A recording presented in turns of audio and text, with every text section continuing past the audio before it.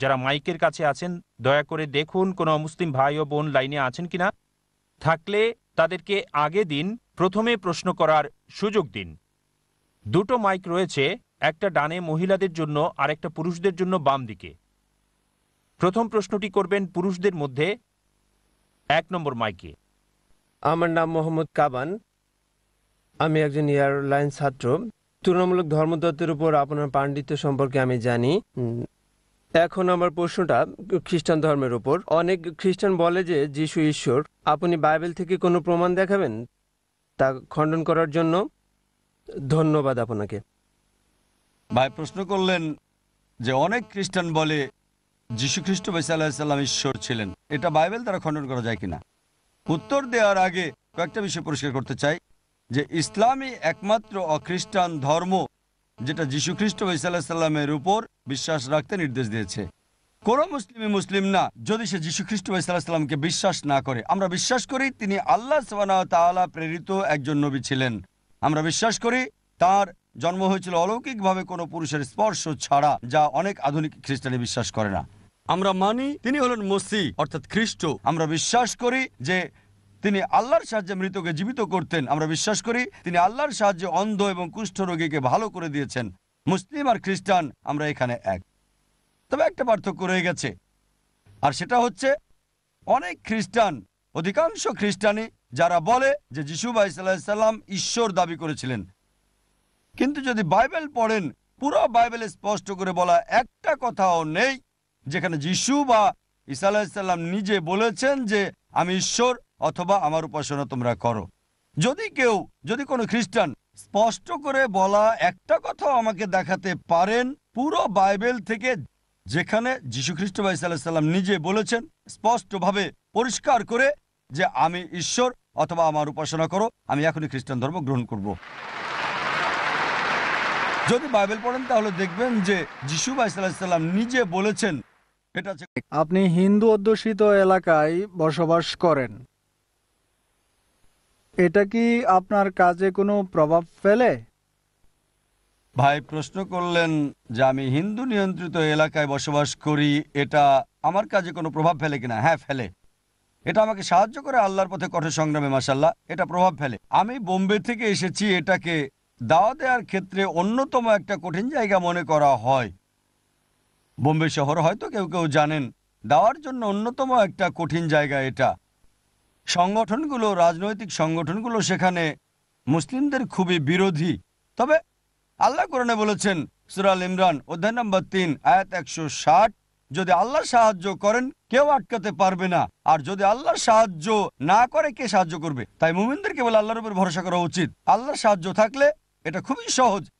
বিশ্বাস করেন বোম্বেতে দাওয়া দেওয়া অনেক সময় জীবনের হুমকি।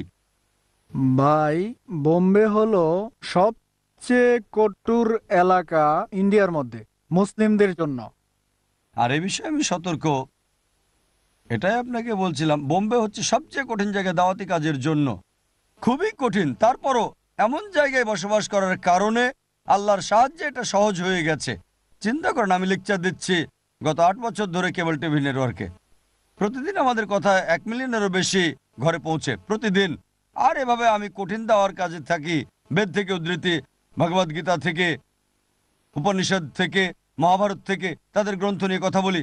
আর আলহামদুলিল্লাহ যখন লেকচার দেই অনেক হিন্দুরাও সেখানে আসে, আমাদের লোকজনকে প্রশিক্ষণ দিই। মাশাআল্লাহ, আমাদের ছাত্ররা আর এখানে আমার সহকর্মীরাও মাশাআল্লাহ উদ্ধৃতি দিতে পারে কোরআন, হাদিস, বাইবেল, বেদ, রামায়ণ থেকে। আমাদের স্কুলের ছাত্ররাও মাশাআল্লাহ, যদি দেখেন ছোট্ট ছোট্ট বাচ্চারা স্ট্যান্ডার্ড 5 অথবা 6-এ, তারাও বলে যেতে পারে অধ্যায় নম্বর, আয়াত নম্বর। মাশাআল্লাহ, তাদেরকে এখন পর্যন্ত কাউকে কি ইসলামে আনতে পেরেছেন? ভাই, আপনাকে প্রশ্নোত্তর পর্বের নিয়ম কানুন অনুসরণ করতে হবে। এটা আলোচনা পর্ব না আপনার আর আমার মাঝে। আপনি একজন বয়স্ক ব্যক্তি, তাই মাইকটা আপনার কাছে দেওয়া হয়েছে। আঙ্গুল দিলে ধরবেন না। বিষয়টা এমন যেন না হয় যে কেউ আপনাকে আঙ্গুল দিল আর আপনি হাত ধরে ফেললেন। এখানে নিয়ম কানুন আছে। লাইনে কমপক্ষে 15 জন লোক দাঁড়িয়ে আছে একটা প্রশ্ন করার জন্য। আপনি 3টা একসঙ্গে বলতে পারতেন। উত্তর দেওয়ার সময় কোনো কথা বললে সেটা নিয়মের বহির্ভূত ব্যাপার হয়ে দাঁড়ায়। আরেকজন মুসলিমের নিয়ম কানুন মেনে চলা উচিত যদি মুসলিম হন আপনি। প্রশ্নগুলো আন্তঃসম্পর্কিত। আপনাকে একবারে বলতে হবে, হ্যাঁ একবারে বলতে হবে, অন্যথায় একটা প্রশ্ন করে লাইনের পেছনে যান, তারপর জিজ্ঞেস করেন। 15 জন লোকের প্রশ্ন করা শেষ হলে তারপর প্রশ্ন করেন। তা না হলে এটা হয়ে যাবে ডায়ালগ। এমন না যে উত্তর দিতে পারবো না, উত্তর দিতে আমি পারবো। আপনার শেষ প্রশ্নের উত্তরটা দিচ্ছি কারণ আপনি একজন বয়স্ক লোক। কাউকে কনভার্ট করতে পেরেছি কি না? আমরা কনভার্ট করতে পারি না, আল্লাহ হেদায়েত করেন। আমরা কনভার্ট করতে পারি না। আল্লাহ কোরআনে বলেন সূরা গাশিয়া অধ্যায় 88 আয়াত 21, ফাযাক্কির ইন্নামা আনতা মুযাক্কির। আমাদের দায়িত্ব বার্তা পৌঁছে দেয়া। আল্লাহ হেদায়েত দেন, আর আলহামদুলিল্লাহ আল্লাহ হাজার হাজার অমুসলিমকে হেদায়েত দিয়েছেন মাশাআল্লাহ। আয়াতের মাধ্যমে আমরা রাস্তা করে দিয়েছি। আর যদি দেখতে চান আমাদের ভিডিও টেপস দেখতে পারেন। মাশাআল্লাহ আমি ইসলাম এবং হিন্দু ধর্মের সাদৃশ্যের উপর অনেক লেকচার দিয়েছি। মাশাআল্লাহ যখন বোম্বেতে থাকি আমরা শুধু অমুসলিমদের প্রশ্ন করার সুযোগ দিই। এখন মুসলিমরা শুধু শোনে, কারণ মুসলিমরা আমাদের লোক, তারা অতিথি না, অমুসলিমরা আমাদের অতিথি। তাই মাশাআল্লাহ অনেক অমুসলিম লাইন ধরে থাকে। 2 থেকে 3 ঘন্টা প্রশ্ন উত্তর চালালেও সব প্রশ্ন শেষ করতে পারবো না আমরা। মাশাআল্লাহ তাদের অনেকে মঞ্চেই ইসলাম গ্রহণ করে। আমি গতকাল বার্মিংহামে ছিলাম, সেখানে একজন মুসলিম আমাকে বলল যে লেস্টারে একজন হিন্দু আমার আলোচনায় মুগ্ধ হয়েছে। এখন সে আমাকে লেস্টারে নিয়ে যেতে চায়, সেখানে সব হিন্দুদের উপস্থিত করতে চায়, সে সব কিছুর ব্যবস্থা করবে। আমার লেকচার ইসলাম এবং হিন্দু ধর্মের সাদৃশ্য নিয়ে সেখানে বলতে হবে। ইনশাল্লাহ আল্লাহ তাকে হয়তো খুব দ্রুত হেদায়েত দেবেন। তাই আসল কথা হচ্ছে আমাদের বার্তা পৌঁছাতে হবে, হেদায়েত দেবেন আল্লাহ। তবে ভয় পাওয়ার কিছু নেই, আমাদেরকে কোরআন সুন্নাহর মধ্যে থেকে বাণী প্রচার করতে হবে। আশা করি উত্তরটা পেয়েছেন। পরবর্তী প্রশ্ন করবেন ছোট্ট বোন ওখান থেকে। আসসালামু আলাইকুম, আমার নাম মরিয়ম। আমার প্রশ্ন হলো, যদি সত্যি কেউ খারাপ কাজ করে ফেলে তাহলে আল্লাহ কোরআনে এর কি শাস্তির কথা বলেছেন? বোন খুব সুন্দর প্রশ্ন করলেন যে কেউ যদি অপরাধ করে আল্লাহ তার কি শাস্তির কথা বলেছেন কোরআনে। অপরাধের উপর ভিত্তি করে আমাদেরকে দেখতে হবে যে আল্লাহ সুবহানাহু ওয়া তাআলা এক এক অপরাধের নির্দেশ এক একভাবে দিয়েছেন। একটা হচ্ছে যা আপনি বললেন যে কেউ যদি পাপ করে এর জন্য শাস্তি রয়েছে, অন্যদিকে যদি কেউ পাপ না করে তাহলে আবার পুরস্কার রয়েছে তার জন্য। তাই একটা বিষয় হচ্ছে যদি পাপ না করেন, মদ পান না করেন, আপনার পুরস্কার রয়েছে। যদি চুরি না করেন পুরস্কার রয়েছে। এখানে পুরস্কারটা আখিরাতের পুরস্কার। তাই আসল বিষয় হচ্ছে পাপের উপর ভিত্তি করে শাস্তি দেওয়া হবে। তবে আল্লাহ কোরআনে বলেছেন সূরা নিসা অধ্যায় 4 আয়াত 48 এবং সূরা নিসা অধ্যায় 4 আয়াত 116 যে আল্লাহ সুবহানাহু ওয়া তাআলা যদি চান তিনি যে কোনো গুনাহ ক্ষমা করবেন, তবে শিরকের গুনাহ কখনোই ক্ষমা করবেন না। শিরক আল্লাহর সাথে শরীক করা আল্লাহ সুবহানাহু ওয়া তাআলা কখনোই ক্ষমা করবেন না। অন্য যে কোনো গুনাহ আল্লাহ যদি চান ক্ষমা করে দেবেন। তাই আমরা মুসলিমরা আমাদেরকে দেখতে হবে যদি কেউ শিরক করে, আমাদের নবীজি মুহাম্মদ সাল্লাল্লাহু আলাইহি ওয়াসাল্লাম বলেছেন যে যদি খারাপ কিছু দেখো হাত দ্বারা থামাতে পারলে হাত দ্বারা থামাও, হাত দ্বারা থামাতে না পারলে জিহ্বা দ্বারা থামাও। জিহ্বা দ্বারা যদি না পারো তবে মনে মনে ঘৃণা করো, আর তখন তুমি হবে ঈমানের একেবারে দুর্বল স্তরের মুমিন। আর আল্লাহ বলেছেন যখনই মন্দ কিছু দেখবে, আল্লাহ বলেন সূরা ইমরান অধ্যায় 3 আয়াত 110 তা'মুরুনা বিল মারুফি ওয়া তানহাউনা আনিল মুনকার। সৎ কাজে আদেশ করো, অসৎ কাজে নিষেধ করো, আর আল্লাহর উপর বিশ্বাস রাখো। তাই আমরা যদি দেখি কেউ পাপ কাজ করছে আমরা দাওয়াত দিব আর ওই ব্যক্তিকে সংশোধন করব, আর তাকে বলবো এই পাপটা করা উচিত না। চেষ্টা করব কোরআন এবং সুন্নাহর দিকে আনার যুক্তি এবং কারণ দিয়ে। আশা করি উত্তরটা পেয়েছেন। আমি আবার দর্শকদের সারিতে বসা অমুসলিম ভাই বোনদের অনুরোধ করছি, দয়া করে মাইকে আসুন এবং আপনার সন্দেহ দূর করুন, ইসলাম সম্পর্কে ভুল ধারণা দূর করুন। এটা আপনার জন্য সুযোগ। তাই দয়া করে মাইকে আসুন এবং আপনার প্রশ্নটি করুন। আবার মাইকের কাছের ভলান্টিয়ারদের অনুরোধ করছি, লাইনে দেখেন যদি কোনো অমুসলিম লাইনে থাকে তাহলে তাদেরকে সামনে নিয়ে আসুন, যাতে করে তারা প্রথমে সুযোগ পায় প্রশ্ন করার জন্য। পরবর্তী প্রশ্ন করবেন এখানে পুরুষদের থেকে। আসসালামু আলাইকুম মিস্টার চেয়ারম্যান ভাই নায়েক, আমি আমার পরিচয়টা দিচ্ছি। তবে প্রথমে ধন্যবাদ জানাই লেকচার দেওয়ার জন্য। একটা বিষয় জানাতে চাই যে আপনি এবং আহমদ দিদাতকে সবসময় দোয়া করি। আমি চেষ্টা করি আপনার এবং আহমদ দিদাতের পাবলিক লেকচার শোনার। এটা আমার দাওয়ার ক্ষেত্রে সাহায্য করে। আমার নাম হাসান, আমি একটা ফার্মাসিউটিক্যাল কোম্পানি মেডিকেল রিপ্রেজেন্টেটিভ। আমি এখানে রাজনীতির সাথে জড়িত আছি। গত বছর আমি পার্লামেন্ট নির্বাচন করেছি। ইনশাল্লাহ আমি ক্যারিয়ারে আরও দূরে যেতে চাই।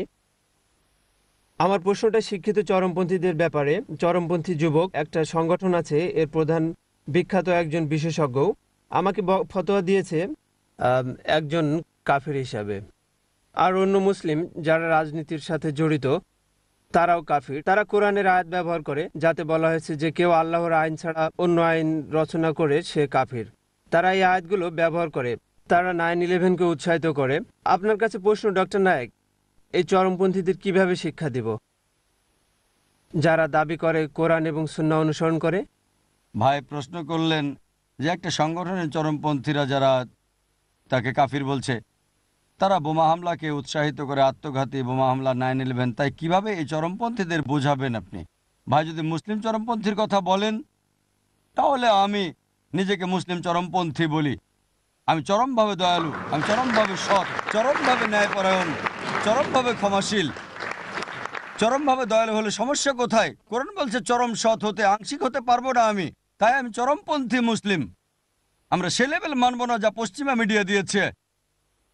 যখন তারা জিজ্ঞেস করে, হ্যাঁ বলি আমি চরমপন্থী, চরমভাবে সৎ, চরমভাবে দয়ালু, চরম ন্যায়পরায়ণ, চরম দয়াশীল, চরম ক্ষমাশীল। সমস্যা কোথায়? আর কোনো মুসলিমই বলতে পারবে না যে চরমভাবে সৎ হওয়া ভুল। অন্যরা আংশিকভাবে সৎ, আংশিক ন্যায়পরায়ণ, তাই আমাদের চরমপন্থী হতে হবে। যদি সে চরমপন্থী মুসলিম হয়, প্রত্যেক মুসলিমকে চরমপন্থী হতে হবে, তবে তা হতে হবে সঠিক পথে, ভুল পথে হওয়া যাবে না। আমরা চরম জালিম হব না, চরম অসৎ হব না। তাই মিডিয়া যদি বলে কিছু মুসলিম হচ্ছে চরমপন্থী, আমি বলি প্রত্যেক মুসলিমের চরমপন্থী হওয়া উচিত। প্রত্যেক মুসলিমকে মৌলবাদী হতে হবে। যদি মৌলবাদী না হন, আপনি ভালো মুসলিম হতে পারবেন না, আমলকারী মুসলিম না। তাই মিডিয়া আমাদেরকে যে লেভেল দেয়, আমরা সেই রকম না, সেরকম মৌলবাদী না, সেরকম চরমপন্থী আমরা না। আমি একজন চরমপন্থী। আপনি যেটা নিয়ে বলছেন সেটা হয়তো উগ্রতা। একজন উগ্র আর চরমপন্থীর মধ্যে পার্থক্য আছে। এখন আমি জানি না আপনি কার কথা বলছেন, হতে পারে XYZ, তাই আমার জবাব সেই ব্যক্তির ক্ষেত্রে প্রযোজ্য হতেও পারে, নাও পারে। তবে আমাদের নবী মুহাম্মদ সাল্লাল্লাহু আলাইহি ওয়াসাল্লাম বলেছেন যে যদি একজন মুসলিম আরেকজন মুসলিমকে কাফির বলে, তাহলে সেটা তার উপরে ফিরে আসে। তার মানে সে নিজেই কাফির হয়ে যায়। কে বলেছেন? নবী মুহাম্মদ সাল্লাল্লাহু আলাইহি ওয়াসাল্লাম। তাই আপনি যদি মুসলিম হন আর কেউ আপনাকে কাফির বলে থাকে, তাহলে যে বলবে সে কাফির হয়ে যাবে মুহাম্মদ সাল্লাল্লাহু আলাইহি ওয়াসাল্লামের হাদিস অনুযায়ী। যদি আপনি কুফরি কাজ না করে থাকেন, আর যদি সে প্রমাণ দেখাতে না পারে ইত্যাদি, অন্যথায় সেই কুফর তার কাছে ফিরে আসবে। এবার এই প্রশ্নে আসি যে যারা 9/11 বা লন্ডন বোম্বিংকে সাধুবাদ জানায়, তাদের কিভাবে শিক্ষিত করবেন? আল্লাহ কোরআনে বলেন সূরা মাইদা অধ্যায় নম্বর 5 আয়াত নম্বর 32, যদি কোনো মানুষকে হত্যা করে, যদি সেটা হত্যার বদলা বা পৃথিবীতে অশান্তির কারণে না হয়, যদি কোনো মানুষকে হোক মুসলিম বা অমুসলিম, অন্য কোনো মানুষকে হত্যা করে মুসলিম বা অমুসলিম, যদি সেটা হত্যা বা অশান্তির সৃষ্টির কারণে না হয়, সে যেন গোটা মানব জাতিকে হত্যা করলো। আর যদি কেউ কোনো মানুষের জীবন রক্ষা করে, সে যেন গোটা মানব জাতিকে রক্ষা করলো। তাই কোনো নিরাপরাধ মানুষকে হত্যা করা এটা হারাম, এটা নিষিদ্ধ। আমরা জানি যে 9/11-এ নিউ ইয়র্কের টুইন টাওয়ারে হামলার ফলে 300-এরও বেশি নিরাপরাধ মানুষকে হত্যা করা হয়েছে। লন্ডন বোমা হামলায় গত বছর 50 জনের বেশি মানুষ নিহত হয়েছে। এই গত মাসে বোম্বেতে 11 জুলাই 2006 2000-এর বেশি মানুষকে হত্যা করা হয়েছে। নিরপরাধ মানুষকে হত্যা করা হারাম। ইসলামের সামান্য জ্ঞান থাকলে কেউ এই কাজ করবে না। কাজে নিন্দা করতে হবে যে ইসলামে হারাম এটা। তবে তবে অনেক মুসলিম এই কথা বলেছে, বিশেষ করে ইংল্যান্ড এবং USA-তে প্রথম পাতায় পড়েছি। কিন্তু এটুকু বলে শেষ কেন? সেটারও নিন্দা করতে হবে যে হাজার হাজার মানুষকে আফগানিস্তানে হত্যা করা হচ্ছে, হাজার হাজার মানুষকে ইরাকে হত্যা করা হচ্ছে, হাজার হাজার লোকদের হত্যা করা হচ্ছে বসনিয়ায়, গুজরাটে। এগুলো আমরা বলি না কেন? যখন কাউকে আমেরিকায় জিজ্ঞেস করি যে এগুলো বলছেন না কেন, ভাই জাকির অবস্থাটা এমন যে এর বেশি বলতে পারি না।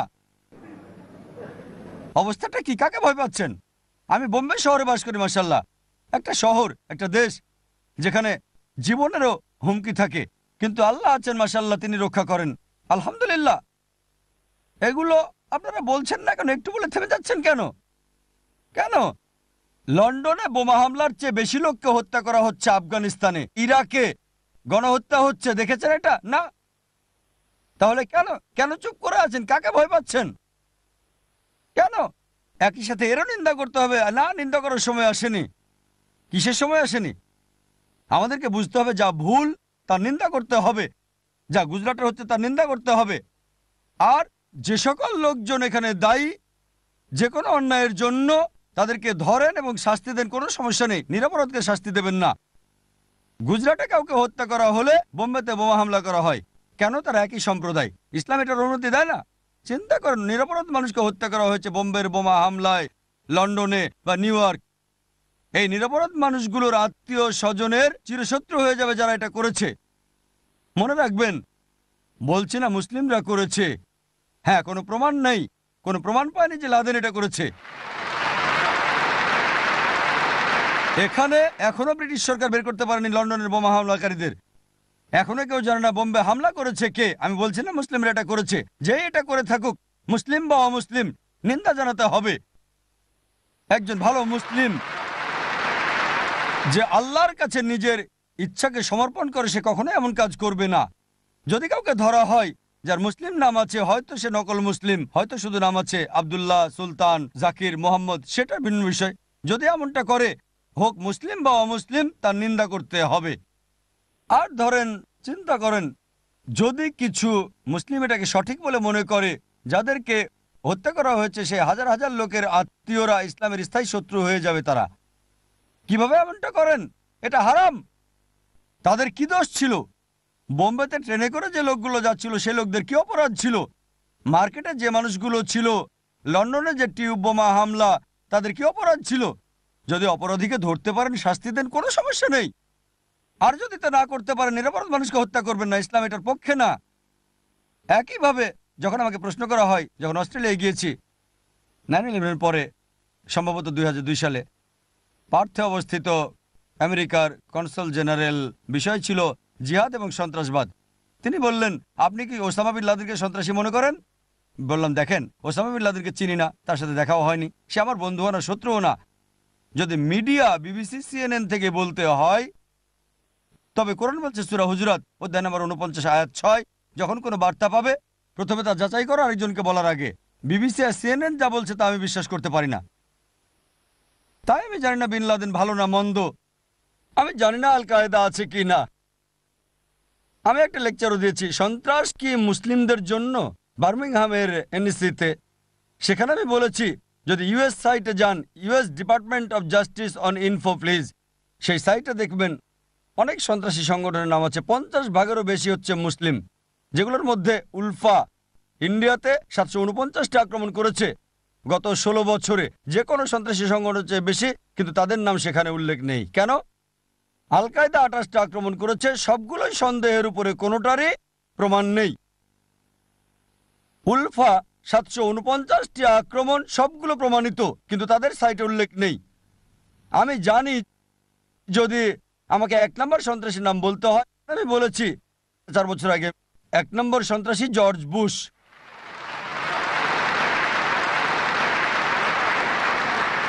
আমরা জানি আফগানিস্তানে হাজার হাজার লোককে হত্যা করেছে, ইরাকে হাজার হাজার লোককে হত্যা করেছে, আমরা জানি। আর সেই সময় এটা অস্ট্রেলিয়ার পত্রিকার হেডলাইনে এসেছিল, ডক্টর জাকির নায়েক নিজেকে মৌলবাদী বলেছে আর বলেছে জর্জ বুশ 1 নম্বর সন্ত্রাসী, শিরোনাম হয়েছে। আর এখন এটা কমন, সবাই অহরহ বলছে জর্জ বুশ সন্ত্রাসী। সে সময় ছিল এটা নতুন, এখন পত্রিকা পড়লে দেখবেন অহরহ সবাই বলছে। একটা জরিপ হয়েছিল কয়েক মাস আগে, তারা 3টা অপশন দিয়েছিল, 1 নম্বর ওসামা বিন লাদেন, 2 নম্বর সাদ্দাম হোসেন, 3 নম্বর জর্জ বুশ। 1 নম্বর সন্ত্রাসী কে? আর কি জানেন সবচেয়ে বেশি ভোট কার দিকে পড়েছিল? সর্বোচ্চ ভোট পড়েছিল জর্জ বুশের দিকে। অমুসলিম, অমুসলিম, মুসলিম না। জরিপটা পৃথিবীর বিভিন্ন অঞ্চলে করা, সবচেয়ে কম ভোট 73% পড়েছিল, আর সর্বোচ্চ ভোট 78%। সে সন্ত্রাসীদের নির্বাচনে জয়ী। এখন আর এটা এমন কিছু না, এখন সবাই অহরহ বলছে, কারণ তারা জেনেছে, এমনকি অমুসলিমরা, আমেরিকানরাও বুঝতে পেরেছে সবকিছুই ছিল সাজানো।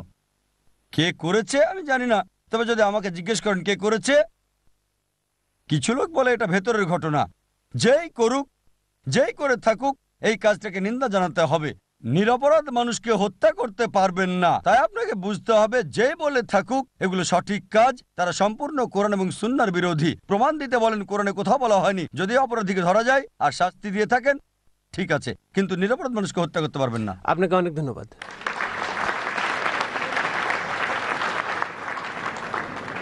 আমি এখনো মহিলাদের থেকে স্লিপে প্রশ্ন পাচ্ছি। আমি তাদের স্মরণ করিয়ে দিচ্ছি, যদি ডাক্তার জাকিরের কাছে আপনাদের প্রশ্নের জবাব শুনতে চান তাহলে মাইকের সামনে এসে প্রশ্ন করুন। দয়া করে মাইকে এসে প্রশ্ন করুন। ধন্যবাদ। পরবর্তী প্রশ্ন মহিলাদের মধ্য থেকে।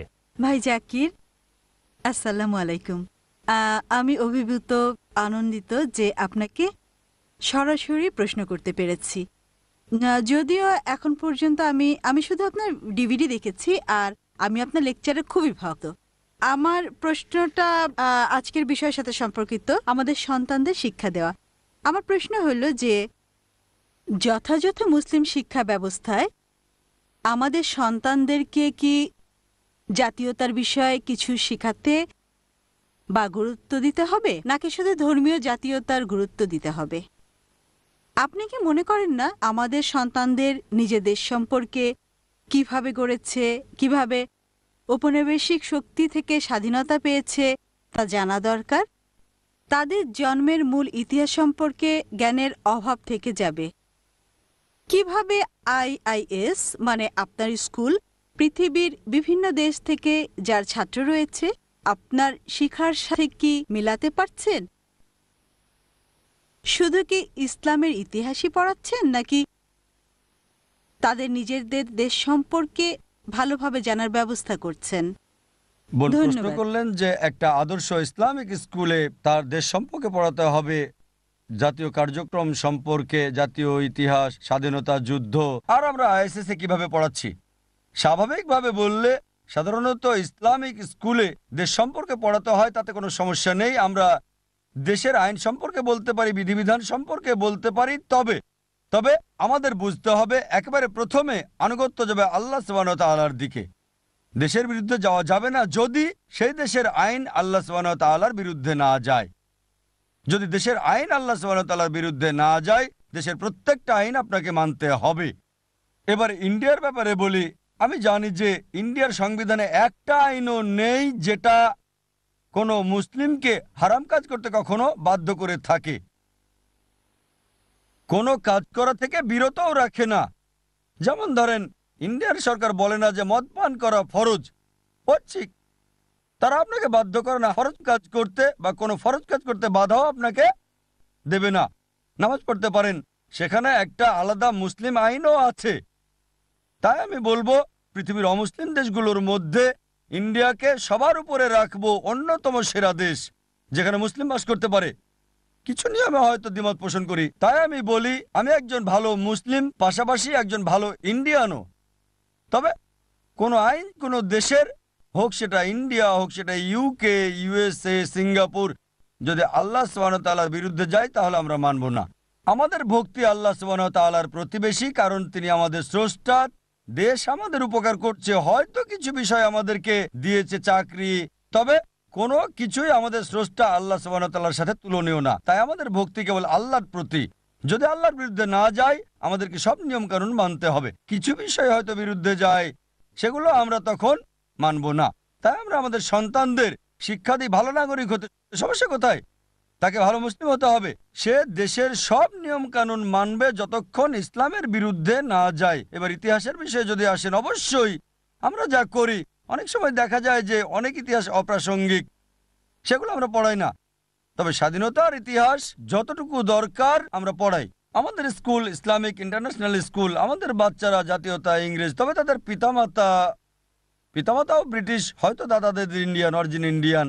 আমাদের ছাত্র আছে ইউএসএ থেকে, ইউকে থেকে, আবার সৌদি থেকে, পৃথিবীর বিভিন্ন দেশ থেকে। তবে মূলত সবাই ভারতীয় অরিজিন, সবাই অরিজিন, তবে ইন্ডিয়ান বলতে পারেন, অথবা তারা বিদেশি। কিন্তু কিন্তু কিন্তু আমরা বিশ্ব ইতিহাস পড়াই। সুযোগ আছে ইন্ডিয়ান ইতিহাস বা বিশ্ব ইতিহাস নেওয়ার। বিশ্ব ইতিহাস আমরা মনে করি দাওয়া দেওয়ার ক্ষেত্রে এর সুবিধা বেশি। এটা মোহাম্মদ সাল্লাল্লাহু সাল্লামের জীবনী নিয়ে কথা বলে, যিশু আলাইহিস সালাম সম্পর্কে, মুসা আলাইহিস সালাম সম্পর্কে, একের ভিতর দুই। তাই বিশ্ব ইতিহাস পড়ায় দুটো অপশন আছে, বিশ্ব ইতিহাস আর ইন্ডিয়ান ইতিহাস। বিশ্ব ইতিহাসে ইন্ডিয়াও তখন চলে আসে। তাই আমরা যা দরকার তাই শেখাই, আর সে দেশের সরকারও সে ব্যাপারে অবগত। আমাদের সাহসী হতে হবে, যা সত্য সেটা মানতে হবে। আমরা বলবো না যে কারণ এটা অমুসলিম সরকার আমি এর বিরোধী। কেন? যদি নিয়ম কানুন আল্লাহর বিরোধী হয় আমরা তার বিরোধী হব, আর যদি নিয়ম কানুন আল্লাহর বিরোধী না হয় আমরা মানব। যদি শত্রু হয় কোনো সমস্যা নেই, আমাদের সাহসী হতে হবে। আর এটাই আল্লাহ বলেছেন সূরা ইসরা অধ্যায় 17 আয়াত 81, وقل جاء الحق وزهق الباطل إن الباطل كان زهوقا। যখন সত্য মিথ্যার বিরুদ্ধে দাঁড়ায় মিথ্যা দূরীভূত হয় আর মিথ্যা প্রকৃতিগতভাবে ক্ষণস্থায়ী। তাই আমাদের উচিত শিক্ষা দেওয়ার সময় তাদের বিশ্বের ইতিহাস পড়ানো, পৃথিবীতে কি হচ্ছে, যাতে তারা জানতে পারে, বুঝতে পারে। তবে কিছু বিষয় প্রাসঙ্গিক নাও হতে পারে, যেগুলোকে আমরা মনে করি দরকারি না সারা জীবনে, যেগুলো প্রয়োজন হবেই না, সেগুলো আমরা বাদ দিই। আশা করি উত্তরটা পেয়েছেন। Thank you very much. আসসালামু আলাইকুম ডাক্তার জাকির নায়েক। আমার নাম জিয়াউল্লাহ, আমি একজন শ্রমিক। আমার দুটো প্রশ্ন। প্রথমে আমি বলছি আমি আপনাকে ভালোবাসি, কারণ যেভাবে আপনি ইসলাম বিষয়ে কথা বলেন সেটা অসাধারণ, খুবই চমৎকার। আর আমার প্রথম প্রশ্ন, আমি যেখানে কাজ করছি তা অর্ধেক মানে হালাল খাবার বিক্রি করা হয় এবং হারাম খাবারও, যেমন খিঞ্জির, শুকর, এইগুলো যদি আমি সেখানে কাজ করি আর তা থেকে টাকা পাচ্ছি, এটা কি হালাল আমার জন্য? আমার কি কোনো পাপ হবে?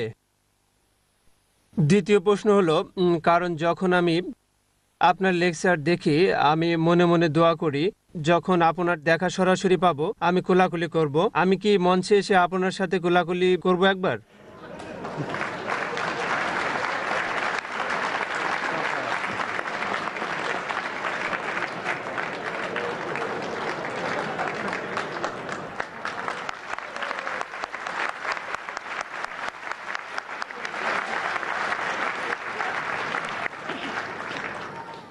ভাই প্রশ্ন করলেন যে আপনি কাজ করেন একটা খাবারের দোকানে, তার কিছু অংশ হালাল, কিছু অংশ হারাম, আর এটা একটা ব্যবসা প্রতিষ্ঠান যা খাবার বিক্রি করে থাকে কোনো স্থানে বা অফিসে, যা স্টাফ বা কর্মচারীদের খাবার দেয়। এটা কি না অফিস? না, এটা একটা দোকান। আচ্ছা, আপনি দোকানে কাজ করছেন, হারাম হালাল সব খাবারই আপনারা বিক্রি করেন। যদি হারাম খাদ্যের পরিমাণটা কম হয়, যেমন হতে পারে অল্প পরিমাণ, হারাম খাদ্য হয়তো 1% বা 2%, তাহলে করতে পারেন। কিন্তু হারামের পরিমাণটা যদি বেশি হয়ে যায় তখন আর কাজ করতে পারবেন না, এটা হারাম। মদের দোকানে কাজ করতে পারবেন না, শুকর বিক্রি হয় এমন দোকানে কাজ করতে পারবেন না। যদি 5 স্টার হোটেলে কাজ করেন, যার আবাসিক ব্যবস্থা আছে, সবকিছু আলাদা, আর খাবারটা তাদের আয়ের সামান্য একটা অংশ, সেই খাবারের 50% হারাম, তাহলে 5 স্টারে কাজ করতে পারেন। যাদের মূল ইনকামটা হয় আবাসিক ব্যবস্থা থেকে, একটা অংশ খাবার, সে অংশে শুকর হারাম, মদ হারাম ইত্যাদি, সেক্ষেত্রে হয়তো কাজ করার অনুমতি আছে। কিন্তু যদি সেই দোকানে শুধু খাবারই বিক্রি করে আর অধিকাংশ খাবারই 50 ভাগেরও বেশি বা তারও বেশি পরিমাণ 25% বা 20%, মানে কোনো পার্সেন্টেজই নাই, কিন্তু হারাম খাবার বিক্রি করে আর সেই বিক্রিতে আপনি নিয়োজিত থাকলে আপনার জন্য হারাম। আশা করি উত্তরটা পেয়েছেন। পেশাটা দ্রুত পরিবর্তন করে ফেলেন ভাই, ইনশাল্লাহ আপনাকে আল্লাহ দেবেন। ভালো চাকরির চেষ্টা করেন, সেটা আপনার রিজিক আর আখিরাতের জন্য ভালো হবে। আসসালামু আলাইকুম, আমার নাম সেগাল, আমার বয়স 6 বছর। আমার প্রশ্ন হলো, কিভাবে আমরা নিজেরা দিন শিখবো যাতে আমরা অন্য মানুষকে শেখাতে পারি, আর আমাদের কোন মূল বিষয়টা ভালো করে জানা দরকার? বোন প্রশ্ন করলেন যে কিভাবে আমরা নিজেদের শিক্ষিত করব যাতে অন্যকে শেখাতে পারি। আসলে আমাদের কি জানা উচিত? স্বাভাবিকভাবে জ্ঞানটা আসলে সমুদ্রের মতো, তবে পথনির্দেশের শ্রেষ্ঠ বই এই পবিত্র কোরআন। আমি বলবো যে আপনি পবিত্র কোরআনের অনুবাদ বুঝে পড়েন, সেটাই সবচেয়ে ভালো। এটা পথনির্দেশের পাঠ্য বই, মানবজাতির জন্য একটা আহ্বান। এটা পৃথিবীর সবচেয়ে পজিটিভ বই। এটা জ্ঞান এবং দয়ার ঝর্ণা ধারা। এটা উদাসীনদের প্রতি সতর্কবাণী, পথহারাদের পথপ্রদর্শক, সন্দেহবাদীদের সন্দেহ দূরকারী, দুঃখীদের জন্য সান্ত্বনা, হতাশাগ্রস্তদের জন্য আশা। পথ খুঁজে পাওয়ার জন্য শ্রেষ্ঠ বই হচ্ছে এই পবিত্র কোরআন।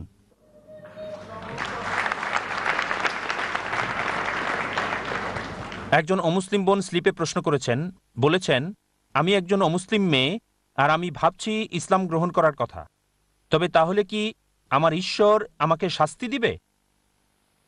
মাশাআল্লাহ, একজন অমুসলিম বোন ইসলাম গ্রহণ করতে চাচ্ছেন, আল্লাহ তাকে হেদায়েত দিন। ইসলামে আসার জন্য স্বাগতম, আলহামদুলিল্লাহ। তার মূল প্রশ্ন হচ্ছে যে ইসলাম গ্রহণ করলে তার ঈশ্বর কি তাকে শাস্তি দেবেন? বোন, সব ধর্মে ইসলাম সহ ঈশ্বর মাত্র একজন, কেবলমাত্র একজন ঈশ্বর সমগ্র মানবজাতির জন্য। আলাদা কোনো ঈশ্বর নেই। মুসলিম বা খ্রিস্টান, হিন্দু, শিখ বা ইহুদিদের জন্য সবার জন্য এক ঈশ্বর। আর আমি একটা লেকচার দিয়েছি বিশ্বের প্রধান প্রধান ধর্মে ঈশ্বরের ধারণা। সব ধর্মে বলছে একজন ঈশ্বর, তার কোনো প্রতিমূর্তি নেই, কেউ তাকে জন্ম দেয়নি, তিনি সর্বশক্তিমান, তাই আল্লাহ একজন। আপনি যদি ইসলাম গ্রহণ করেন, সব ধর্মই বলছে, যদি পড়েন সব ধর্মই বলছে যে নবী আসবেন একজন যার নাম হবে মুহাম্মদ। ইহুদি ধর্মগ্রন্থ পড়েন বা খ্রিস্টান ধর্মগ্রন্থই পড়েন বা হিন্দু ধর্মগ্রন্থ, আমি জানি না খ্রিস্টান নাকি ইহুদি নাকি হিন্দু, তবে যে ধর্মেরই হন ইনশাল্লাহ অবশ্যই আপনার ধর্মগ্রন্থেও পাবেন যে ঈশ্বর এক। আরো উল্লেখ আছে যে নবী আসবেন একজন যার নাম হবে মুহাম্মদ, তিনি সত্যের পথ দেখাবেন, আল্লাহ তাকে শান্তিতে রাখুন। তাই আপনার সেই ঈশ্বরও একজন, ভিন্ন কোনো ঈশ্বর নেই। যদি আপনি ইসলাম গ্রহণ করেন, ইসলাম মানে আল্লাহর কাছে নিজের ইচ্ছাকে সমর্পণ করা, তাই ইনশাল্লাহ আল্লাহ খুশি হবেন, আপনাকে পুরস্কার দেবেন, আর ইনশাল্লাহ পরবর্তী জীবনে আপনাকে জান্নাতে দিবেন।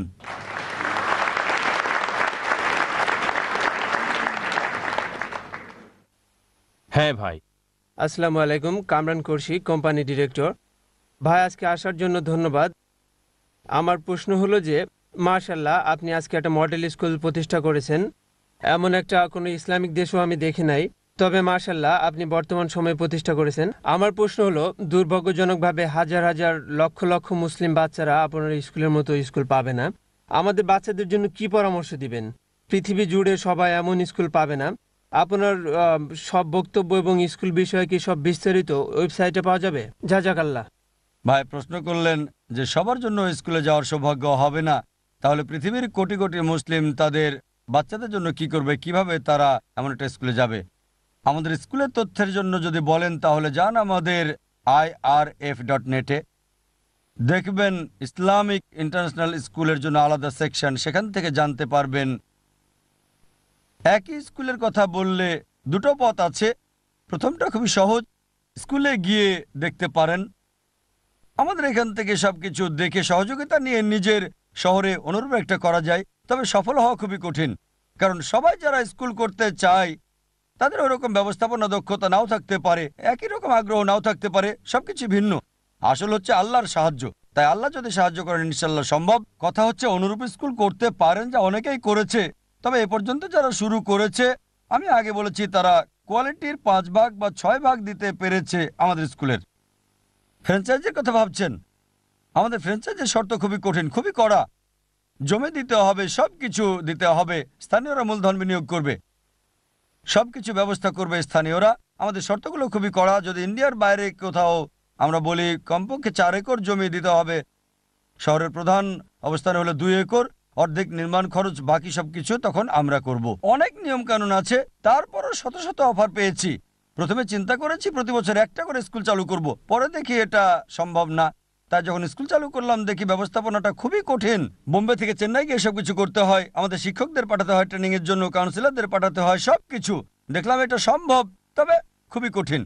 তাই চিন্তা করলাম যে 2-3 বছর চলুক। আমাদের পরিকল্পনা আছে দুবাই শুরু করার ইনশাল্লাহ। দুবাই থেকেও প্রস্তাব, লোকজন বলছে আমরা অনেক জমি দেব, ইউকে লোকজন বলছে, ম্যানচেস্টারে একজন বলেছে আমি 5 একর জমি দেব। আমরা সেই প্রস্তাব গ্রহণ করিনি, আমরা তার প্রস্তাবটা খতিয়ে দেখছি সবকিছু নেওয়া যাবে কিনা, কারণ এটা আমাদের ব্যবসা না, এটা কোনো ব্যবসা না। পয়েন্ট নাম্বার 1, যে জমি দান করে তাকে বলি জমির কথাটা আপনি ভুলে যান, কিছু পাওয়ার চিন্তা করবেন না। পশ্চিমা দেশে সবাই চিন্তা করে 1000 পাউন্ড বিনিয়োগ করলে এর থেকে কত পাবো। যেখানে আমি যাই শুধু পশ্চিমা দেশগুলোতে, ইউএসএতে, কানাডা, ইউকেতে টিকেটের ব্যবস্থা করে। লেকচারের টিকেটের ব্যবস্থা বলে কিছু নেই। ইসলামিক লেকচারের টিকেটের ব্যবস্থা থাকবে কেন? তাই টিকেটের ব্যবস্থা করা যাবে না।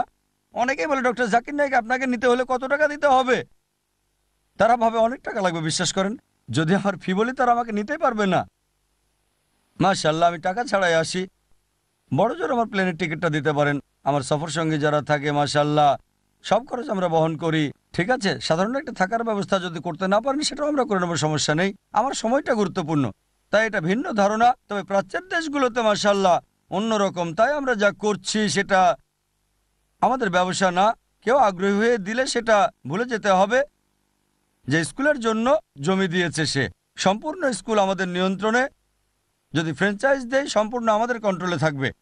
একজন জমি ডোনেট করেছে যার মূল্য 16 কোটি রুপি। এখানে কত হবে?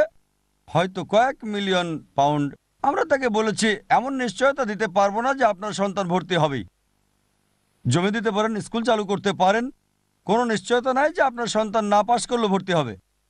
এমন ঘটনাও আছে যে লোকজন ডোনেট করেছে, $1 মিলিয়ন ডোনেট করেছে, তার বাচ্চা ভর্তি হতে পারেনি। আমাদের নিয়মকানুন খুবই কড়া এবং সম্পূর্ণ স্বচ্ছ। তাই এক্ষেত্রে আমরা ভালোভাবে ডোনারের বিষয়টা পরীক্ষা করে দেখি। যখন ফ্র্যাঞ্চাইজ দিই, যখন আমাদের নামটা যুক্ত করা হবে, যদি আইআরএফ নামটা যুক্ত হয় শেষ। দেখি আমাদের নামটা যেন যুক্ত করা না হয়। আমি কোথাও গেলে এই বিষয়টা মাথায় রাখি যে আমাদের নামটা যেন যুক্ত করা না হয়। আমরা আসি কিন্তু নাম দিই না, আয়োজক হিসেবে আমার নাম দিই না। যখনই আয়োজক হিসেবে নামটা যাবে অবশ্যই পরবর্তীতে আমাদের সমস্যা হবে।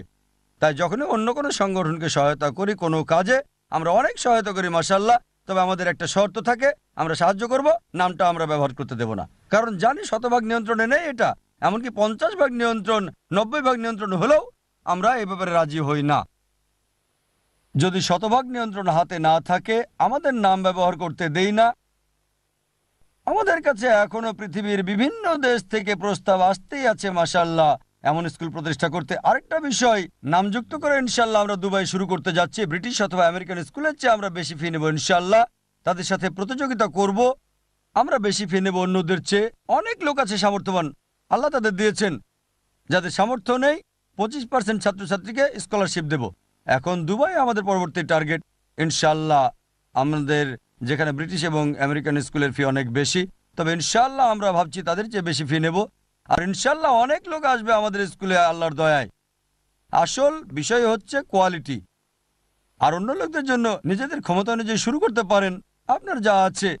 আমি জানি এখানে মাশাআল্লাহ সরকারি স্কুলও আছে, তবে সাধারণত আমরা সরকারি কোনো অনুদান নেই না, কারণ এতে অতিরিক্ত হস্তক্ষেপ হয়, কোনো কাজেই আসে না। আমি জানি না এখানে আপনারা নিজেরা স্কুল চালাতে পারবেন কি না, তবে নিজেরাই শুরু করে দেন। ছোট করে একটা শুরু করেন, যতটুকু পারেন, যতটুকু আপনার সামর্থ্য আছে শুরু করে দেন। একটা শুরু এনে দেন যতটুকু পারেন ইনশাআল্লাহ। আর ইনশাআল্লাহ আল্লাহ আপনাকে সাহায্য করবেন, ইনশাআল্লাহ সফল হবেন। আশা করি উত্তরটা পেয়েছেন।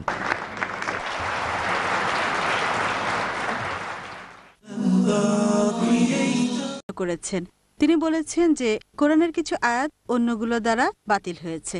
এগুলোকে কি অসঙ্গতি বা কন্ট্রাডিকশন বলা যায় না? যেমন অধ্যায় 4 আয়াত 15 বাতিল হয়েছে অধ্যায় 24 আয়াত 2।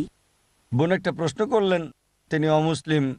প্রশ্ন হলো কোরআনের কিছু আয়াত যেগুলো বাতিল বা সাংঘর্ষিক, যেগুলো বাতিল করা হয়েছে, এর মানে এই যে এগুলো সাংঘর্ষিক। যদি কোরআন পড়েন এমন দুটো আয়াত পাবেন না যেগুলো সাংঘর্ষিক। আমি চ্যালেঞ্জ করলাম কোরআন থেকে দুটো আয়াত দেখান যেগুলো সাংঘর্ষিক। কোরআনে আল্লাহ স্পষ্ট করে বলেছেন, সূরা নিসা অধ্যায় 4 আয়াত 82 আল্লাহ বলেছেন, আফালা ইয়াতাদাব্বারুনাল কুরআন ওয়ালাউ কানা মিন ইনদি গায়রিল্লাহ লাওয়াজাদু ফি ইখতিলাফান কাসীরা। তারা কি কোরআন নিয়ে ভাবে না আল্লাহ ছাড়া অন্য কারো নিকট থেকে এলে এতে অনেক অসামঞ্জস্য থাকতো। এখন মুসলিম সমাজে আমি জানি একটা ধারণা আছে যেটাকে বলা হয় অ্যাব্রোগেশন থিওরি, যেগুলো হচ্ছে মানসুখ এবং নাস। কোরআনের এই আয়াতের ভিত্তিতে সূরা বাকারা অধ্যায় 2 আয়াত 106 এবং সূরা নাহল অধ্যায় 16 আয়াত 101 বলা হয়েছে যে আল্লাহ সুবহানাহু ওয়া তাআলা কোনো আয়াত কখনো বাতিল করলে বা কোনো আয়াত ভুলিয়ে দিলে তিনি তার বদলে অনুরূপ বা তার চেয়ে ভালোটা এনে দেন। এখন এই আয়াতের উপর ভিত্তি করে অনেক বিশেষজ্ঞ অ্যাব্রোগেশন থিওরি দাঁড় করিয়েছেন, নাস্ক এবং মানসুখ। কেউ কেউ বলবে ডাক্তার জাকির নেই, কি বলছে কোনো সাংঘর্ষিক আয়াত নেই? কোরআন বলছে আয়াত সাংঘর্ষিক না, তাহলে সাংঘর্ষিক না। যে কোনো বিশেষজ্ঞ বলুক, সেটা আমার বিষয় না। আল্লাহ হলেন 1 নম্বর। যদি কোরআনের আয়াত পড়েন দুইভাবে আয়াতগুলো দেখতে পারেন।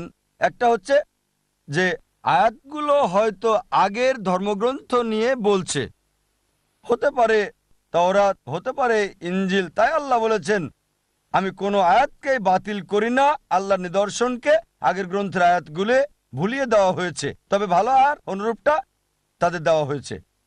সেই ভালো এবং অনুরূপটা হচ্ছে এই কোরআন।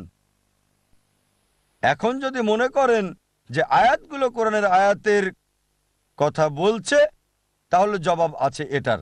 এর মানে আল্লাহ সুবহানাহু ওয়া তাআলা সেই আয়াতটা নাজিল করেছেন সেই প্রেক্ষাপটের জন্য, তারপর আরেকটা আয়াত নাজিল করেছেন, তবে সেই আয়াতটা সাংঘর্ষিক না, এটা আরো বিস্তারিত বলছে। আর দুটো আয়াত দেওয়া হয়েছে, সূরা নিসা অধ্যায় 4 আয়াত 15 এবং সূরা নূর অধ্যায় 24 আয়াত 2। যদিও আপনি এখানে আয়াতটা বলেননি, তবে আল্লাহর দয়ায় আমি আয়াতগুলো জানি। আমি কোরআনের হাফেজ না, এটা আসলে আমার চেষ্টা। কোরআনের হাফেজ না, অনুশীলন করতে হয়, আর আমি জানি প্রশ্ন হতে পারে, তাই আয়াতটা আমি জানি মাশাআল্লাহ। এটা খুবই সহজ, কঠিন কিছু না।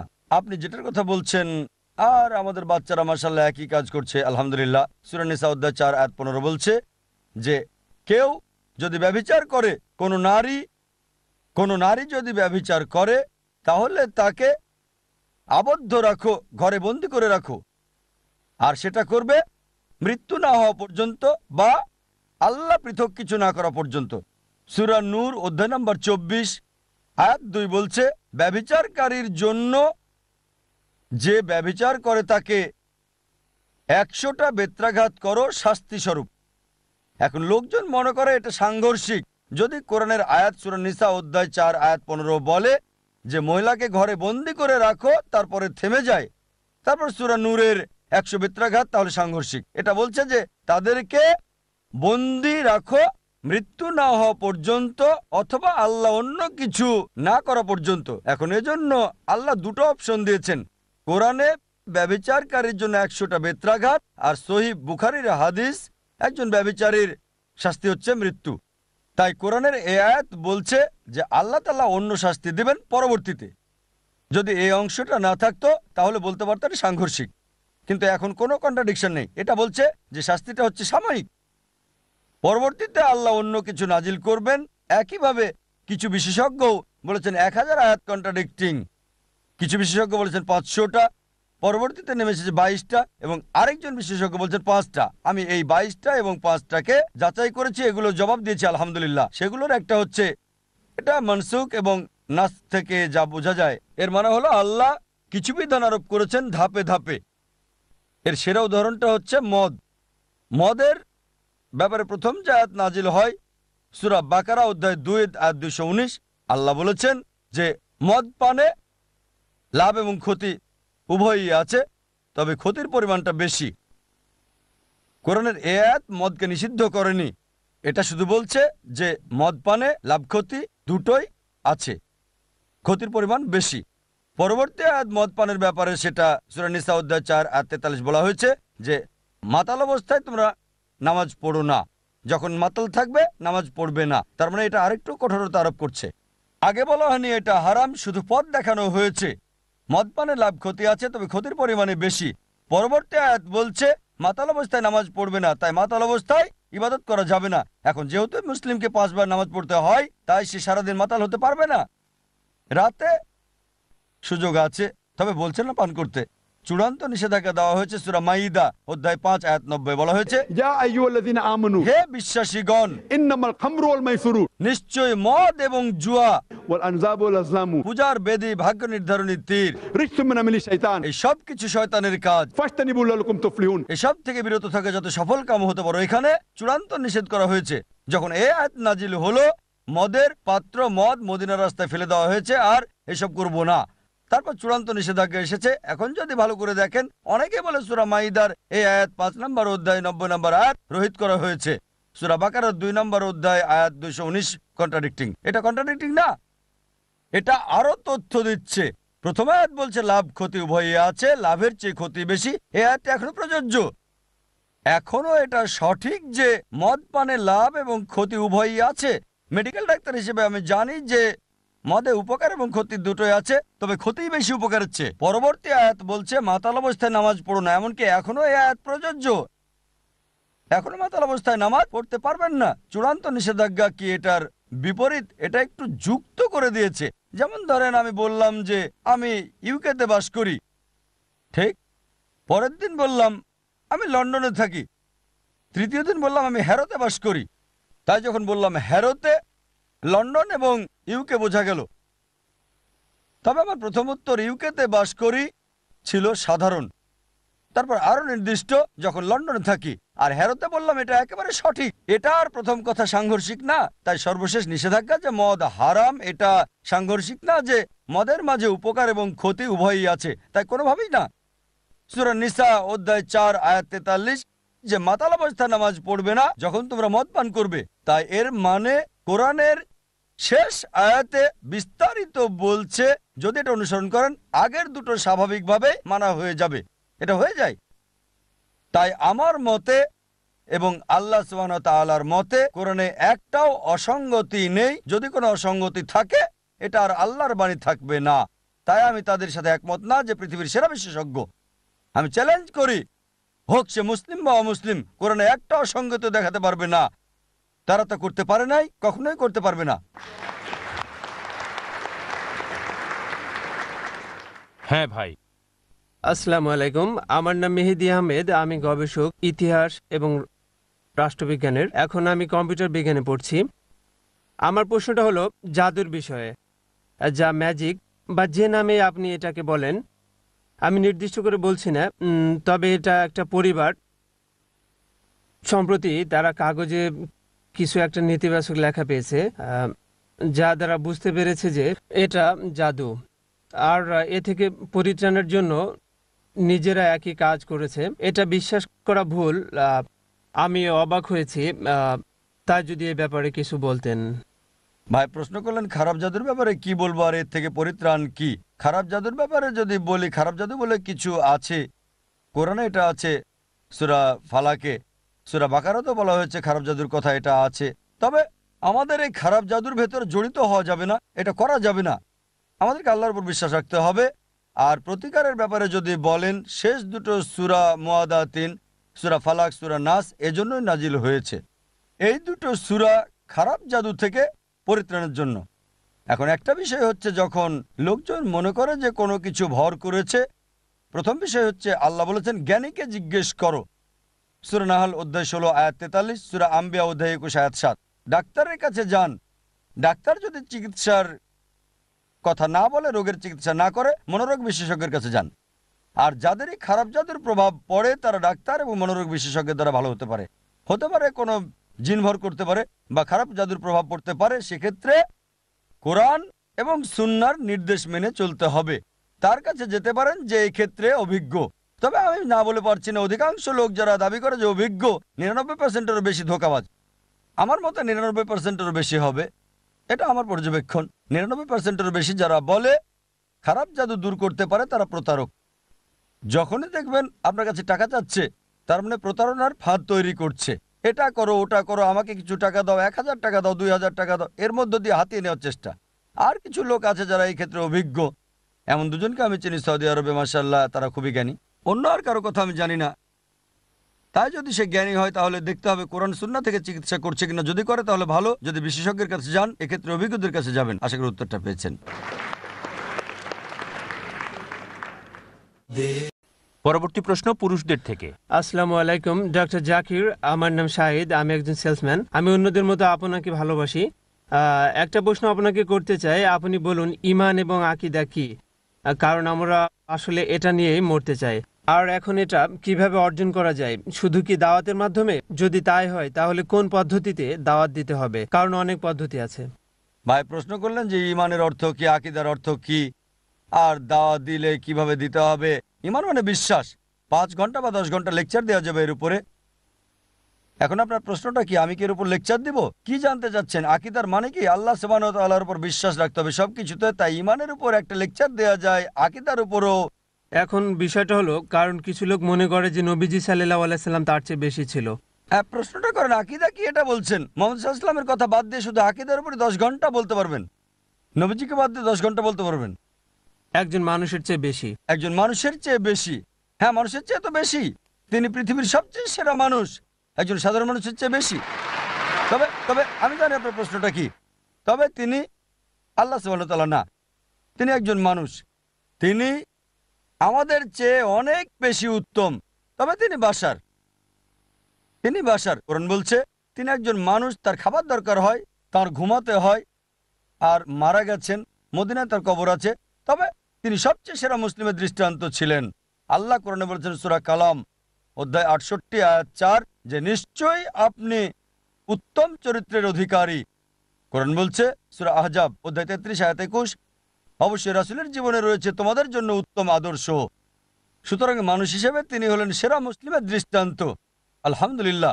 তবে তিনি আল্লাহর নবী ছিলেন। সরাসরি আল্লাহ সুবহানাহু ওয়া তাআলার ইবাদত করতে হবে, কারো কাছে যেতে হবে না, সরাসরি আল্লাহ সুবহানাহু ওয়া তাআলাকে বলতে হবে, অন্য কাউকে না। এবার দাওয়ার কথা যদি বলেন, দাওয়া দিন কোরআন এবং সুন্নাহর মতে, কোরআন এবং সুন্নাহ যেভাবে দিতে বলেছে। আর যদি আমাদের ওয়েবসাইটে যান irf.net, অনেক তথ্য পাবেন। আশা করি উত্তরটা পেয়েছেন। আরেকটা প্রশ্ন করেছেন একজন অমুসলিম ভাই, তার নাম যোগিন্দর সিং মাইন। তিনি একজন শিখ আর প্রশ্ন করেছেন যে দয়া করে ইসলাম এবং শিখ ধর্মের সাদৃশ্য বলবেন কি?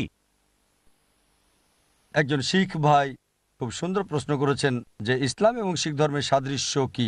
অনেক সাদৃশ্যই আছে, সবকিছু বলার সময় হাতে নেই। কয়েকটা বিষয় সংক্ষেপে বলবো যে শিখ ধর্ম এটা 10 গুরুর ধর্ম। অনেকে এটা জানে না। এর প্রতিষ্ঠাতা হচ্ছেন গুরু নানক সাহেব 1500 শতাব্দীর পরে, সেটা পাঞ্জাবে পঞ্চ নদীর তীরে। আর গুরু নানক মুসলিমদের দ্বারা খুবই প্রভাবিত হয়েছিলেন। ক্ষত্রিয় পরিবারে জন্ম তার, হিন্দু যোদ্ধা পরিবার, মুসলিমদের দ্বারা প্রভাবিত হয়েছিলেন অনেক মুসলিমদের। আর যে পঞ্চকর শিখরা সবসময় মেনে চলে তা হচ্ছে কেশ মানে বড় বড় চুল, তারপর কাঙ্গা মানে চিরুনি চুল পরিষ্কার করতে, তারপর কাড়া মানে ব্রেসলেট, চতুর্থ হচ্ছে কাচ্চা মানে লম্বা অন্তর্বাস, আর পঞ্চম হচ্ছে কিরপান মানে ছুরি। সংক্ষেপে এটা হচ্ছে পরিচয় একজন শিখ সম্পর্কে। আবার যখন কাউকে দেখবেন মাথা পেঁচানো তখনও বোঝা যায় সেটা। তাই আমি সবসময় বলি যে যারা ভয় ছাড়া লেবাস পরে তারা হচ্ছে শিখ। এজন্য আমার লেকচার শুনেন, যদি পোশাক দিয়ে উদ্দেশ্য বোঝা যায় মুসলিমদের বলি, সেটা পরে মাশাআল্লাহ শিখরা।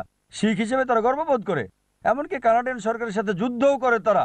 আর্মিতে একজনকে বলা হয়েছে মাথা চুল কাটতে, সে বলল না কাটবো না, তারপর মামলা করে তারা জিতেও গেল। আমি যখন প্রথম কানাডা যাই 1996 সালে, সে সময় পত্রিকার শিরোনাম ছিল কানাডার আর্মির সাথে একজন শিখ মামলা যুদ্ধ করছে। তবে আমাদের মুসলিমদের অনেকে অনেক কথা বলে থাকে, দাড়ি পর্যন্ত কেটে ফেলে কেন?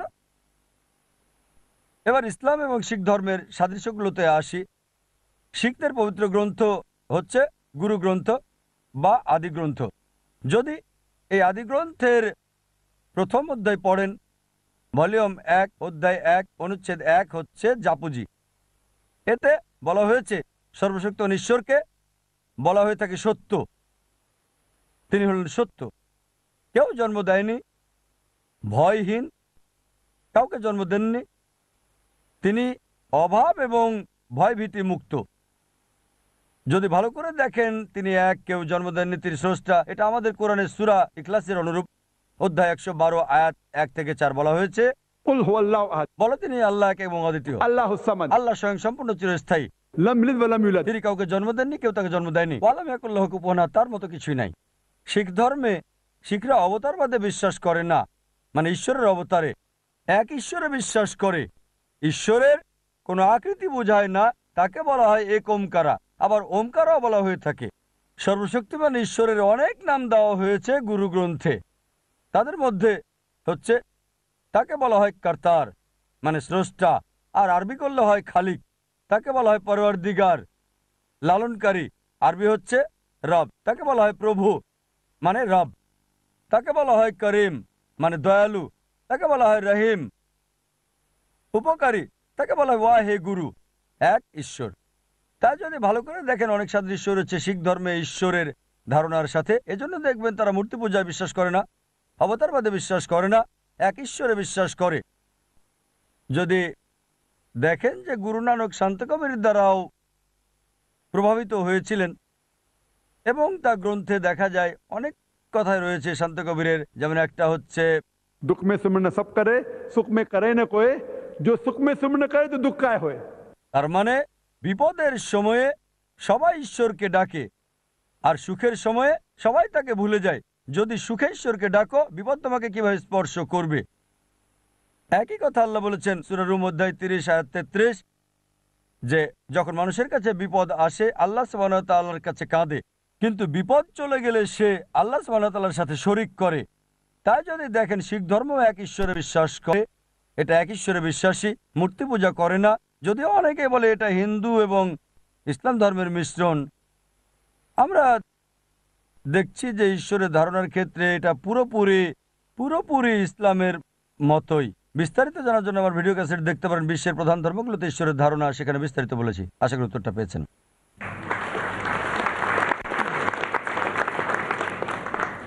ইনশাল্লাহ আমরা আরো দুটো প্রশ্ন নিব, সময়ের স্বল্পতার কারণে শেষ করছি। পরবর্তী প্রশ্ন পুরুষদের মধ্য থেকে ওখানে। আসসালামু আলাইকুম, আমার নাম ফাহাদ, আমি কম্পিউটার প্রোগ্রামার হিসেবে কাজ করছি। আমার প্রশ্নটা ইসলামিক ব্যাংকিং বিষয়ে। এর মানে কি, যখন কিছু ইসলামী ব্যাংক বলে যে তারা লোন দিতে যাচ্ছে আর X% APR, এটা কি সুদ না? এটা কি সুদ হচ্ছে না? ভাই প্রশ্ন করলেন যে ইসলামিক ব্যাংকিং বিষয়ে জানতে চান। ইসলামিক ব্যাংক লোন দেয়, তারা X% যুক্ত করে, এটাকে সার্ভিস চার্জ বলে। যাই হোক, এটা সুদ কিনা দেখেন, ইসলাম ধর্মে সুদ হারাম। কমপক্ষে 8 বার আল্লাহ বলেছেন সুদ হারাম। আল্লাহ বলেছেন সূরা বাকারা অধ্যায় 2 আয়াত 278 থেকে 279 যে যদি তোমরা সুদ পরিহার না করো তাহলে আল্লাহ এবং রাসূলের সাথে যুদ্ধের ঘোষণা শোনো। সুতরাং সুদ হারাম। এবার ইসলামিক ব্যাংকিং ব্যাপারে বলি। আপনি বলছেন যে অনেক ইসলামিক ব্যাংক যারা লোন দেয়, একটা বিষয় বলতে পারি, অধিকাংশ ইসলামিক ব্যাংক একই। আমি একটাও ইসলামিক ব্যাংক দেখি না যেটা 100% ইসলামিক। আমার জানা মতে নেই, থাকতেও পারে, আমি জানি না। আমার ইচ্ছা আছে ইসলামিক ব্যাংকিং এর ব্যাপারে, তবে কিছু আছে মাশাআল্লাহ কাছাকাছি ইসলামিক, অনেকগুলো আবার ধোঁকাবাজি, শুধু নামে মাত্র তারা ইসলামিক। মনে রাখতে হবে যে সাধারণ মানুষ হিসেবে যাচাই করতে পারলে যাচাই করবেন। যদি দেখেন যে ইসলামিক মুশারিকা ব্যবস্থা আছে, লাভ এবং লোকসান বন্টন, ভালো হলে সমস্যা নেই, ঠিক আছে। মুশারিকা মানে অংশীদার হওয়া। এখন অন্যটা হচ্ছে মুদারিবার বিষয়, মানে ব্যয় সংযোজন। এটাতে আবার অনেক সময় লোকজন ক্ষতিগ্রস্ত হয়ে যায়।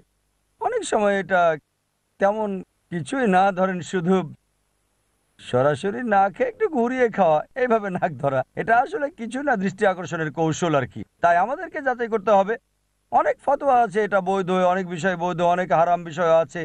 তাই যখন কোনো ইসলামিক ব্যাংকের ব্যাপারে বলবেন তখন দেখতে হবে শরিয়া বোর্ডে কারা আছে। শুধু নাম দেখলেই হবে না, সেটা গুরুত্বপূর্ণ না, তারা কি করে ইত্যাদি। তাই অনেক ইসলামিক ব্যাংক, যেগুলোকে আমি ইসলামিক ব্যাংক বলবো না, হয় তাহাতে কোনো দু একটা ইসলামিক, অধিকাংশ ইসলামিক ব্যাংকে মুদারিবা সিস্টেম আছে। মুদারিবার সমস্যা আছে, ব্যয় সংযোজন চলে আসে। অনেক সময় এটা হতে পারে ইজারা, মানে উচ্চ ক্রয় ব্যবস্থা, যা ইসলামিক। মুশারিকা নিরাপদ, নিরাপদ মানে যদি ইসলামিক নিয়ম মানে। অন্যদিকে যাচাই করে দেখতে হবে। আর আমরা যা দেখি অধিকাংশ ব্যাংকই দুর্বল হয়ে যায়, কারণ অন্যান্য প্রচলিত ব্যাংকগুলোর সাথে প্রতিযোগিতা করে, একই সুদ রাখে, সুদ নামটা ভিন্ন, নামটা আলাদা, লেভেলটা ভিন্ন, কার্যক্রম সবই এক। তাই আমাদের সতর্ক থাকতে হবে লোন নেওয়ার সময়। কিন্তু কোনো সাধারণ মানুষ যদি মনে করে এটা ইসলামিক তাহলে নিতে পারে। যদি তারা আপনার অগোচরে কোনো খারাপ কিছু করে তাহলে দায়টা তাদের, আপনার উপর না। যদি জানেন হারাম তারপরও সেখানে যান, দায় আপনার। তাই ব্যাংক মালিকদেরই দেখতে হবে যে তারা শরিয়া মানছে কি মানছে না। এ বিষয়ে অনেক ফতোয়া আছে, ফতোয়া পাওয়া খুবই সহজ। যে ফতোয়া চান সেটাই পাবেন। তারা তাই হয়তো মিশর বা পাকিস্তান বা ইন্ডিয়াতে যায়, যেটা সুবিধা সেই ফতোয়া তারা নিয়ে চলে আসে, তারপর অনুমোদন করে। তাই সতর্ক হতে হবে ইসলামিক ব্যাংকিং এর ব্যাপারে। এমন না যে এটা সম্ভব না, সম্ভব, তবে খুবই কঠিন।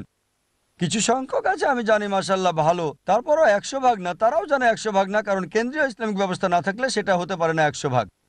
ব্যাপার হচ্ছে এখন অনেক ইসলামিক ব্যাংক আসছে, আমাদেরকে দেখতে হবে আসলে ইসলামিক কিনা। যদি ইসলামিক হয় আপনি করতে পারেন, তাই তাদের কার্যক্রম যাচাই করতে হবে, তারপর সিদ্ধান্ত আসবেন ভুল না সঠিক। আশা করি উত্তরটা পেয়েছেন।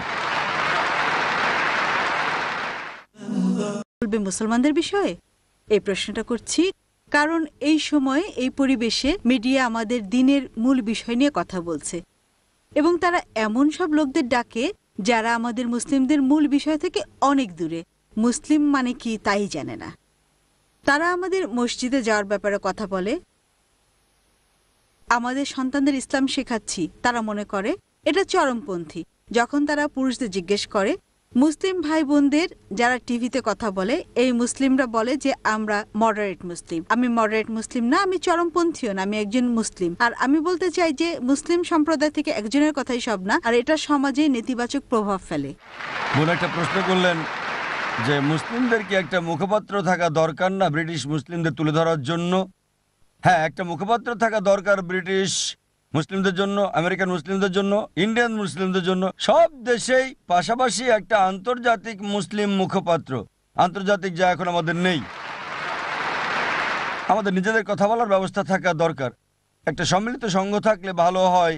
আর আমার মনে হয় ইতিমধ্যে একটা ব্রিটেনে আছে, নাম MCB, Muslim council of Britain. আমার মনে হয় তারা ভালোই কাজ করছেন। আসলে আমি বলতে চাই, মিডিয়াতে না। আমি কি মাইক্রোফোনে গিয়ে আবার বলবো? সরি, আমি ব্রিটেনে মুসলিম কাউন্সিল সম্পর্কে জানি, তবে আপনি জানেন মিডিয়া সব করেছে। তারা ব্রিটেনে মুসলিম কাউন্সিলের সাথে কথা বলে না, তারা একজন করে ভিন্ন ভিন্ন মুসলিমের সাথে কথা বলে, পুরো মুসলমানদের চিত্র তুলে ধরতে চায়। বোন বললেন যে মুসলিম কাউন্সিল অফ ব্রিটেন এখানে আছে, তবে মিডিয়ায় কথা বলে না, তাই নিজের মিডিয়া বানাতে হবে। হ্যাঁ, আমিও তাই মিডিয়া বলছি। আপনার হ্যাঁ, পেছনে হুম, ঘুরবে। ঠিক। আপনি হয়তো জানেন না, বোম্বেতে বিবিসি আমার মন্তব্য চায়, সিএনএন আমার মন্তব্য চায়, আমি দিই না নিজস্ব কারণে। বিবিসি, সিএনএন, এনডিটিভি, দেখেন কেউ যদি আপনার দিকে পাথর ছুঁড়ে মারে নিজেকে এত করে তোলেন যাতে গায়ে না লাগে। ডাক্তার জাকির নায়েকের মন্তব্য শুনতে চায় তারা, কিন্তু আমি দূরে থাকি নিজস্ব কারণে। আমাদের মিডিয়াতে আসতে হবে। আমি দূরে থাকি কারণ ইতিমধ্যে আলহামদুলিল্লাহ আমার অনুষ্ঠান অনেকগুলো চ্যানেলে আসছে মাশাল্লাহ, প্রতিদিন 1 ঘন্টা 2 ঘন্টা, দিনে 2 বার, দিনে 3 বার। এখন আমি দূরে থাকি কারণ 5 মিনিটের সাক্ষাৎকার নেওয়ার পর এটাকে ছোট করে ফেলতে পারে, আমার মত বদলাতেও পারে, এ কারণে আমি দূরে থাকি। আর আমি যা বলতে চাই, আমাদের অনুষ্ঠান অনেকগুলো চ্যানেলে দেখাচ্ছে মাশাল্লাহ, কোনো সমস্যা নেই। তাই আমাদেরকে যা করতে হবে তা হলো নিজের মিডিয়া তৈরি করতে হবে। শুধু মুখপাত্র বানালে হবে না, নিজস্ব মিডিয়া বানাতে হবে। নিজস্ব মিডিয়ার ব্যাপারে সতর্ক হতে হবে। আর এই কারণে মাশাল্লাহ আমরা স্যাটেলাইট চ্যানেল চালু করেছি। আপনারা দেখেছেন, এটা পিস টিভি। প্রায় 7 মাস আগে 2006 সালের জানুয়ারি মাসে 21শে জানুয়ারি আমাদের নিজস্ব স্যাটেলাইট চ্যানেল চালু করেছি পিস টিভি নামে। পিস টিভি বর্তমানে মাশাল্লাহ পৃথিবীর 125টারও বেশি দেশে সম্প্রচার হচ্ছে। এশিয়ার সবগুলো দেশেই যাচ্ছে, মধ্যপ্রাচ্যে, এছাড়াও আফ্রিকা আর অস্ট্রেলিয়ার কিছু অংশে।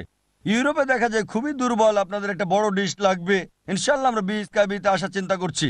ইনশাল্লাহ পরবর্তী কয়েক মাসের মধ্যেই ইনশাল্লাহ আমরা স্কাইবিতে আসবো। এটা বিনামূল্যে সেবা দিবে। এটা এই ধরনের চ্যানেল হিসেবে প্রথম একটা ইংলিশ চ্যানেল, আর এটা আন্তর্জাতিক চ্যানেল, কোনো লোকাল চ্যানেল না। একটা দেশ নিয়ে কথা বলবে না। আমাদের বক্তা রয়েছে মাশাল্লাহ আমেরিকা থেকে, কানাডা থেকে, ইউকে থেকে, মালয়েশিয়া থেকে, সৌদি, ইন্ডিয়া, পাকিস্তান থেকে। মাশাল্লাহ এটা লোকাল চ্যানেল না, আন্তর্জাতিক চ্যানেল। তুলনামূলক ধর্মতত্ত্ব নিয়ে কথা বলে। বাচ্চাদের জন্য অনুষ্ঠান আছে, পারিবারিক অনুষ্ঠান আছে মাশাল্লাহ, ইন্টারভিউ, বিতর্ক, টিভি টক শো।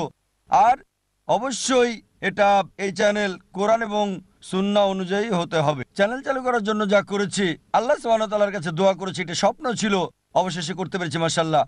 আল্লাহকে বলেছি, দয়া করে তুমি আমাকে হারাম থেকে রক্ষা করো। যদি হারাম কিছু করতে হয় আমি চ্যানেল বন্ধ করে দেব, হারাম অবস্থায় চালাবো না। অনেক মানুষই চ্যানেল চালু করে, সেটা ভালো, কিন্তু পরে তারা আপোষ করে। দেখবেন আপোষ করে, প্রথমে মহিলা থাকবে না, পরে মহিলা আসে, নিকাব পরে, নিকাব ছাড়া, তারপর হিজাব ছাড়া, স্বাভাবিক কাপড়ে, এভাবে। তাই ভালো চ্যানেল আমাদের দরকার, কিন্তু টাকার পেছনে ছুটা উচিত না। টাকার পেছনে আপনি কখনোই ছুটবেন না। আপনি কেন টাকার পেছনে ছুটবেন? টাকা আপনার পেছনে ছুটবে। কোয়ালিটি দেবেন, আল্লাহর উপর বিশ্বাস রাখেন। আল্লাহর সাহায্য চান নাকি টাকা চান, পাউন্ড চান, ডলার চান, কোনটা চান? আল্লাহ যথেষ্ট। সমস্যা হচ্ছে আমরা আল্লাহ সুবহানাহু ওয়া তাআলাকে বাদ দিয়ে অন্য কিছুর পেছনে ছুটছি। আমাদের চ্যানেল আছে মাশাআল্লাহ চমৎকার, মিউজিক নাই, সাউন্ড এফেক্ট আছে মাশাআল্লাহ, হালাল সাউন্ড এফেক্ট, ডাফ আছে, প্রাকৃতিক সাউন্ড এফেক্ট আছে।